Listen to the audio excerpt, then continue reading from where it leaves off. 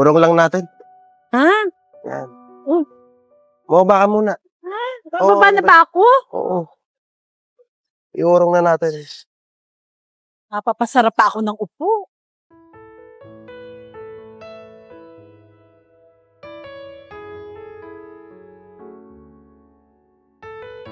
O, kompleto na ba yan? Oo, kompleto na yan. Ay, okay na lang. Nakompleto yung mga padindang ito para sa tindahan. Kaya nga Ayos yung mga gulay na to. sabi ko naman sa'yo, lahat gagawin ko para sa'yo. Oo. Bola ka na naman, honey punch. Oo naman. Kami makakita sa atin dito. Ano ka pa? Wala yan. Sige na. Bababa ko na. Oo, pagbubuhatin mo na yan at dalhin mo na sa tindahan natin. Sige, sige. Diretso mo, ha? Sige. Bababa ko na to. Oo, bilisan mo.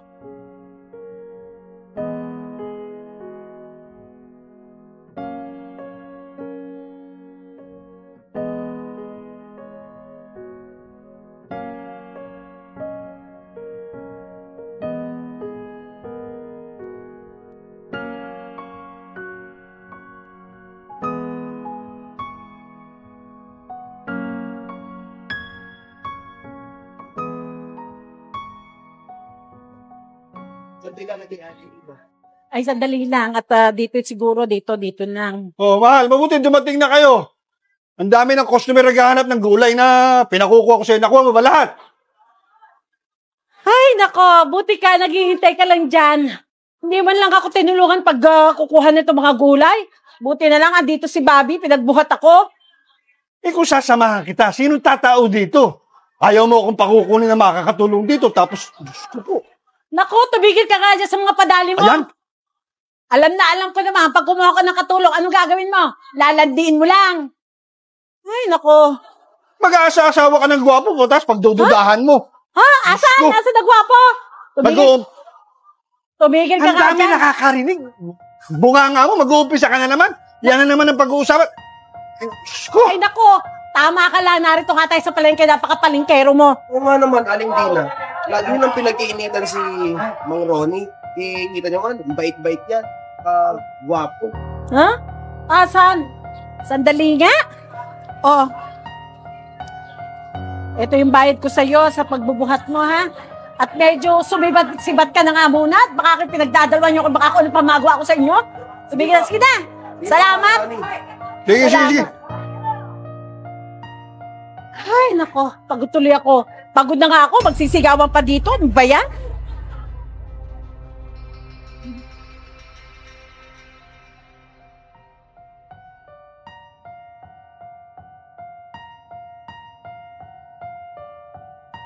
Romy, dami mong paninda ngayon ah. Mukhang dami nating benta ngayong araw. Hindi naman. Malakas lang ang benta kahapon. Nakarami, kaya nakapagdagdag ng ilang paninda ngayong araw na to. Pero, Ronnie, pwede ba tayong mag-isa? Mayroon lang akong sasabihin sa iyo. Tungkol ba saan? Kasi si paring Rene, may naikwento sa akin. Kaya lang, hindi naman ako maniwala. Kasi, usap-usapan na talaga dito sa palengke. Na ano? Na, may kabit ang asawa mo. Ulitin mo nga. May kabit ang asawa mo. Hindi nga. May kabit. Magang-maga naman yung marites mo yan. Hindi totoo yun. Siyempre, ako concern lang naman ako. Kaya ano? Yan, ang ugali niya. Lagi lang yung galit sa akin, pero mahal ko siya, at saka mahal niya ako. Hindi niya magagawa. Huwag ka masyadong magpapaniwala. Sino ba nagkakalat ng chismis niya? Magang-mag, sasalaksakin ko yung Ito naman si paring Ronnie. magang-mag, sisiraan mo yung asawa ko. Gusto mo isalpa ko sa bibig mo? Relax! Ako concerned citizen ako. Alam mo ba yun? Concerned citizen, malapit na nga tayo maging senior citizen, tapos, Diyos ko, bumalik ka na doon sa mga manok mo at baka makawala pa yung mga yun. At iparating mo doon sa nagkakalat ng chismis. Malaman ko na kung sino yan. Kakalad ka rin ko siya doon sa barangay. Makaalis na nga. Relax! Sige na, doon na, baka makawala yung mga manok mo. Magang-maga kang...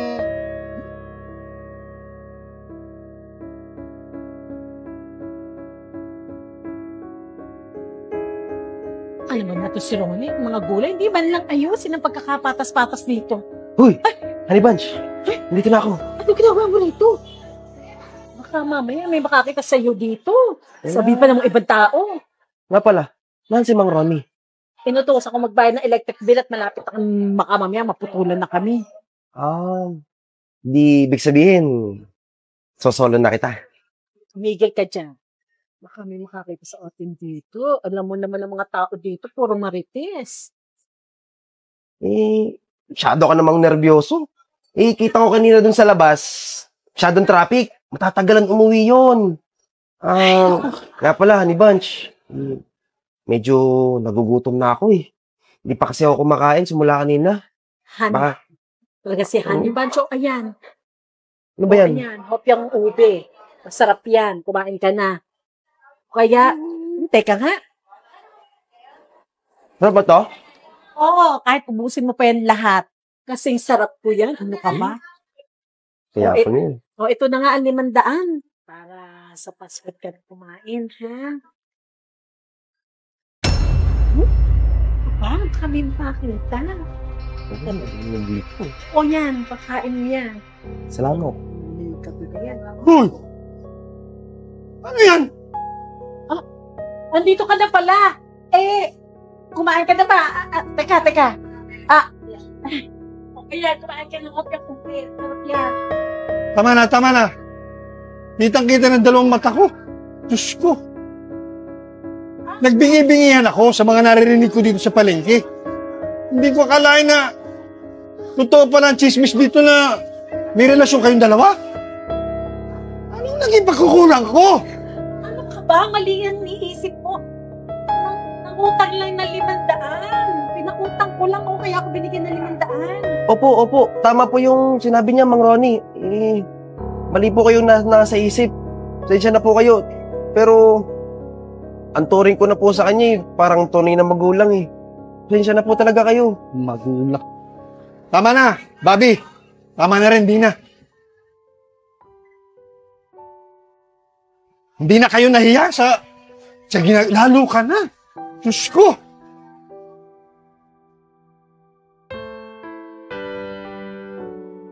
Makakabuti pang umalis na kayo dyan sa tindahan ko, baka malasim pa yan sa mga pinaggagawa nyo.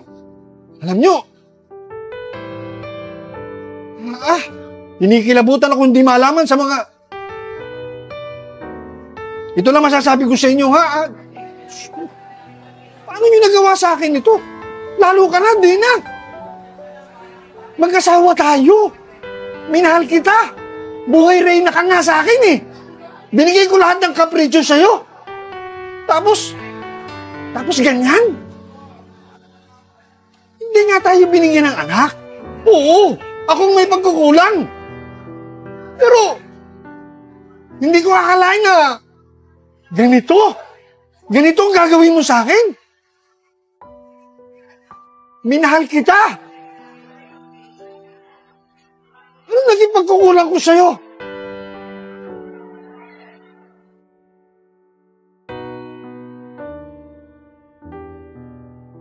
Inili mo pang manlalaki. Kesa mahalin ako na nagmahal sa'yo ng totoo at wagas. Mabuti pa. Umalis na kayo dyan sa tindahan ko. Ayoko na rin makikita yung mga mukha nyo dito, ha? Sige na! Sige na po, una na po ako. Baka hindi ako makapagpigil sa inyo. Magdaling papaningin ko! Ikaw din!